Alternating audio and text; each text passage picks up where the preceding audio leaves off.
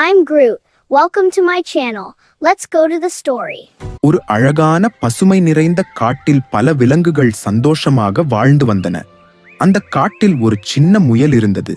அது மிகவும் புத்திசாலி, அமைதியானது. அதே காட்டில் ஒரு நரி வாழ்ந்தது. அது ரொம்ப சூழ்ச்சி செய்யும். மற்ற விலங்குகளை ஏமாற்றி உணவு பெறும் பழக்கம் கொண்டது. ஒரு நாள் நரி பசித்துக் கொண்டிருந்தது. இன்று அந்த முயலை ஏமாற்றி பிடிக்கணும் என்று மனதில் திட்டம் போட்டது. நரி இனிமையாகச் சிரித்துக்கொண்டு முயலிடம் வந்தது. முயலே, நான் உன் நண்பன்தான். நதி பக்கத்தில் நிறைய இனிப்பு கேரட் இருக்கு, வா போகலாம் என்று சொன்னது.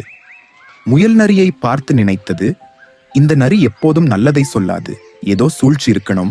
ஆனா அது அமைதியாக சொன்னது, சரி நரி, ஆனா முதலில் ஒரு விஷயம் செய்யலாம். முயல் நதிக்கரைக்கு அருகே இருந்த ஒரு பெரிய கல்லை காட்டி சொன்னது, அந்த கல்லுக்கு பின்னால ஒரு பெரிய சிங்கம் தூங்குது. அது எழுந்தா நமக்கு ஆபத்து. நீ முதலில் போய் பாரு. நரி பயந்தது. சிங்கமா, இப்போ வேண்டாம் என்று நினைத்தது. ஆனா முயலை விடக்கூடாது என்று மெதுவாக கல்லை நெருங்கியது. அந்த கல்லின் பின்னால் நதி நீர் அலை பாய்ந்து கொண்டிருந்தது. நரி அந்த பாறைக்கு மேல் நின்று நதியை எட்டி பார்த்தது. நரிக்கு தன் பிரதிபலிப்பு தெரிந்தது.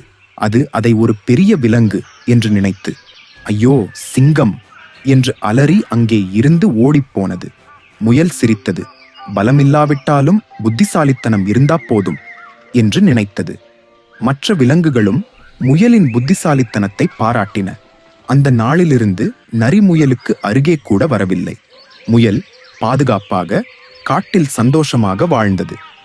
கதையின் பாடம்: பலமில்லாதவருக்கு கூட புத்திசாலித்தனம் இருந்தால் எந்த ஆபத்தையும் ஜெயிக்கலாம். Thanks for watching. Please like, share, and subscribe.